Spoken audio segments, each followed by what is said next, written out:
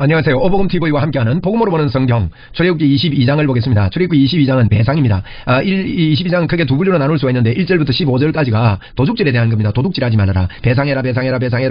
여러분 우리가 참 하나님의 것을 우리가 도둑질한 사람 아닙니까? 그래서 참 하나님의 의를 도둑질해서 우리의 의를 세우고 이랬던 것, 그래서 다 배상입니다. 우리 주님이 우리를 위해 속량하셨습니다. 배상해 주셨다는 거죠. 속량으로 우리는 구원함을 받았다 하는 것을 볼 수가 있고요. 16절부터 이제 31절까지 30절까지 이렇게 보면 이제 31절까지 있는데 31절까지 보면 그 뒷부분은 여러 가지 이제 도덕법에 대해서 이야기하고 참 당연한 그런 것들을 이야기하고 있습니다. 근데 31절을 특별히 22장의 결론으로 맺고 있는데, 너희는 내게 거룩한 사람이 될지라 그랬습니다. 너희는 내게 거룩한 사람이 될지니, 거룩한 사람이 어떻게 됩니까, 여러분? 거룩한 사람은 우리의 의로 될 수 없습니다. 율법으로 거룩하게 되려고 하는 사람은 그리스도에게서 끊어지고 하나님의 은혜에서 멀어진 자라고 그랬거든요. 갈라디아 5장 4절에 그랬죠. 그래서 우리는 우리의 의가 예수 그리스도로 말미암아 될 수밖에 없는 것입니다. 그래서 거룩한 사람이 되라 이 말은 십자가의 보혈의 능력을 의지해라 그 말이거든요.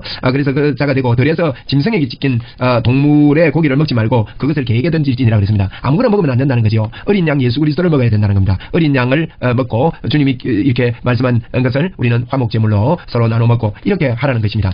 그래서 이제 거룩한 사람이 되라 하는 것이 22장의 요지라고 볼 수 있습니다. 그래서 22장은 배상, 우리가 20장부터 23장을 두 번째 병정해서 일어났던 그런 이야기를 지금 하고 있습니다. 22장 배상에 대해서 1절입니다. 1절부터 15절 도둑질에 대해서 이야기하는데 한번 봅시다. 1절입니다. 사람이 소나 양을 도둑질하여 잡거나 팔면 그는 소 한 마리에 소 5마리를 갖고 양 한 마리에 양 4마리로 갚을지니라, 이렇게 이야기를 하고 있습니다. 그래서 도둑질을 한 것에 대해서 이제 레위기 6장 5절에도 물건을 돌려보내는데 본래의 물건의 5분의 1을 더하여 돌려보낼 것이요 그 죄가 드러나는 날에 그 임자가 줄 것이다. 이렇게 레위기에는 좀 더 구체적으로 이렇게 말씀을 했고, 또 그는 또 그 속건제를 갚을 뿐만 아니라 속건제를 하나님 앞에 드리라 그랬습니다. 속건제를 드리라는 것은 그 죄를 짓고 나서 이제 그 죄를 범한 대가에 대해서 하나님의 백성은 하나님도 피해자다. 하나님께도 이제 속건제를 드려야 된다. 예수 그리스도께서 우리를 위해서 그렇게 하신 것을 말씀하고 있죠. 2절입니다. 도둑이 뚫고 들어오는 것을 보고 그를 쳐 죽이면 피 흘린 죄가 없으나 해돋은 후에 피 흘린 죄가 있으리라. 도둑은 반드시 배상할 것이나 배상할 것이 없으면 그 몸을 팔아 그 도둑질한 것을 배상하여라. 이게 배상에 대해서 배상해라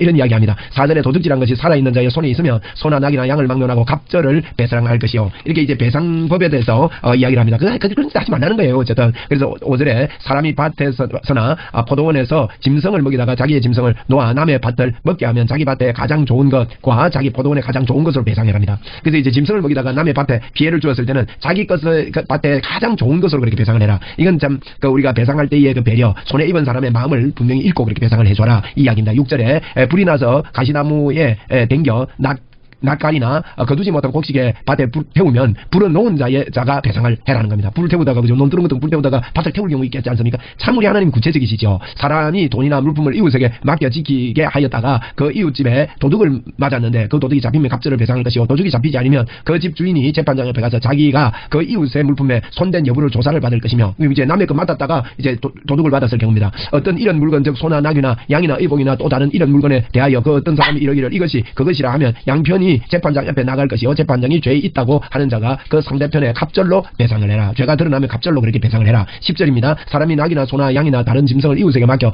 지키게 하였다가 죽거나 상하거나 끌려가도 본 사람이 없으면 두 사람 사이에 맡은 자가 이웃에게 그것을 손을 대지 아니하였다고 여호와께 맹세할 것이고, 그 임자는 그대로 믿을 것이며 그 사람은 배상하지 아니하려니와. 이렇게 부탁해서 맡겼는데 그 소가 이제 뭐 이렇게 병이 들어 죽거나 또 뭐 도둑질 당했거나 이런 것들을 보지 못했다면은 이제 그게 맞다면은 그 배상 안 해도 된다는 겁니다. 그리고 만일 자기에게 도둑 맞았으면 그 임자에게 배상할 것이고, 만일 자기에게서 도둑을 맞았으면 임자에게 보상을 하라는 겁니다. 만일 찢겼으면 그것을 가져다가 정언할 것이요 찢긴 것에 대하여 배상하지 아니할 것이고, 이 찢긴 것도 이제 뭐 자기가 책임을 안 져도 될 그런 상황에 맡겨진 물건에 대해서 이야기하는 것이죠. 만일 이웃에게 빌려온 것이 그 임자와 함께 있지 아니할 때에 상하거나 죽였으면 반드시 배상하려니와, 함께 있지 아니할 때에 상하거나 죽였으면 빌려온 거 말이에요. 그리고 그 임자가 그것을 함께 있었으면 배상하지 아니할지니라. 만일 세낸 것이면 세로 족하니라 그랬습니다. 빌려왔는데 함께 있지 않았을 때 빌려와놓고 아무데나 놔둬가지고 이렇게 잃어버리거나 이러면 배상을 해야 되고, 빌려와가지고 이제 같이 이렇게 쓰다가 어떤 그게 뭐 문제가 일어나고 이러면 세를 줬잖아요. 그렇게 세 준 그것으로 이렇게 만족해라는 것입니다.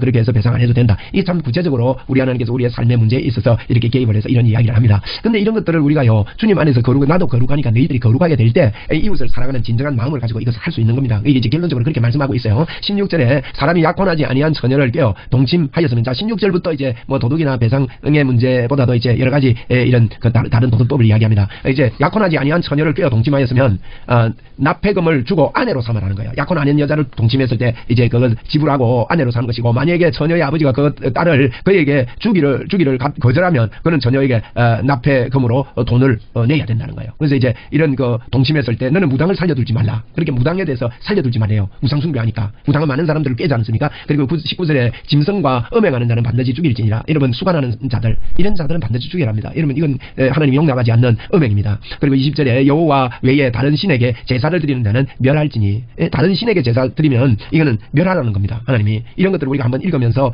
기억해야 됩니다. 하나님 외에 다른 것 섬기면 안 된다는 거죠. 그런 것들을 우리에게 보여주고 있습니다. 너는 이방 나그네를 압제하지 말며 그들을 학대하지 말라. 너희도 애굽 땅에서 나그네 되었음이냐. 너희도 그런 적이 있는데 이방 사람이라고 종으로 삼고 막 학대하고 이러면 안 된다는 게, 너희 과부와 고아를 해롭게 하지 말라. 이게 당연한 일 아닙니까? 이런 기본적인 것들을 우리에게 이렇게 말씀하고 있습니다. 22장에.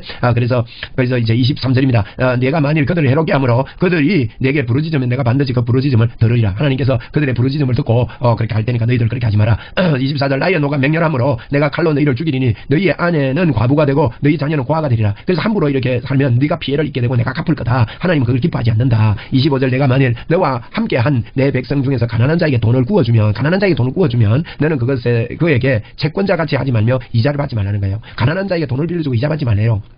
이게 하나님의 방법입니다. 26절 내가 만일 이웃의 옷을 전당 잡거나 해가 지기 전에 전당 잡거든 해가 지기 전에 그에게 돌려보내랍니다. 그가 없어가지고 이제 뭐 어려움 때문에 이게 옷을 하고 이렇게 했으면 왜냐하면 춥다니까 밤에 해지고 나면 추우니까 어려워서 겉옷을 벗어줬는데 그가 밤에 감기 걸리지 않도록 그렇게 하나님, 참 구체적으로 우리 하나님께서 이런 것들을 이야기하고 있는 자에게 풍성하게 이렇게 다른 사람을 도울 것을 이야기하고 있는 겁니다. 27절에 그것이 유일한 옷이라 그것이 그의 알몸으로 가릴 옷인저 그가 무엇을 입고 자겠느냐.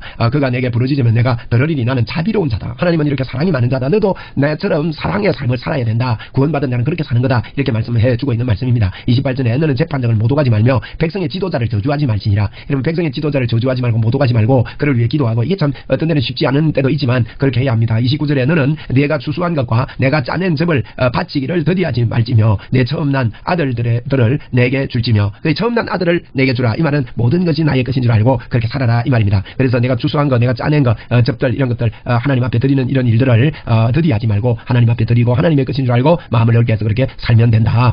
하나님의 것인 줄 알고 사는 사람은 하나님의 것이 우리에게 되거든요. 그래서 30절에 내 소와 양도 그와 같이 하되 이래 동안 어미와 함께 있게 하다가 8해 만에 내게 줄지니라. 그러니까 이제 처음 난 것을 하나님 앞에 드리는 거, 이런 것들을 이제 하나님께서 요구를 하셨습니다. 그래서 모든 것이 하나님의 것인 줄 알고 살아라 그랬는데 결론입니다. 31절 너희는 내가 거룩한 사람이 될지, 너희는 내게 거룩한 사람이 되라는 거예요. 거룩한 사람이 뭡니까? 십자가를 통과하고 하나님의 은혜를 아는 자들입니다. 하나님이 나에게 거룩하게 하셨다는 것을 알고, 거룩한 사람은 하나님의 은혜가 내게 넘쳐나고 감격으로 살기 때문에 이와 같은 다른 사람을 사랑하는 이와 같은 삶을 충분히 살 수 있기 때문에 거룩한 자가 되라. 그러면서 덜에서 짐승에 찍힌 동물의 고기를 먹지 말라는 겁니다. 그래서 함부로 아무거나 먹지 말고 우리 주님께서 어린 양 대신 예수 그리스도의 이제 하나님 앞에 먹으라는 그런 짐승들을 먹고 예수 그리스도를 먹고 살아라. 이제 상징적입니다. 그것을 개에게 던질지니라 하면서 이렇게 22장에 이제 십계명을 이어서 세부적으로 더 구체적으로 이웃을 사랑하며 이 땅을 살면서 우리가 참 이 사람들의 마음이 완악하기 때문에 완악한 사람들을 어느 정도 하나님께서 규제하고 또 보호하시기를 원하셔서 이런 말씀들을 십계명 이어서 구체적으로 이렇게 주신 말씀이 22장입니다. 그래서 22장은 배상에 대한 말씀이다. 21장도 마찬가지예요. 눈, 이, 손 이런 모든 것들이 이어지는 말씀이거든요. 십계명을 더 보충 설명하고 있다. 이렇게 보시면 됩니다. 하나님은 우리의 생활 속에 좀 도덕적으로 윤리적으로 이렇게 서로 돕고 사랑하면서 살 것을 원하시는 하나님이십니다. 우리 서로 사랑합시다. 사랑합니다. 감사합니다.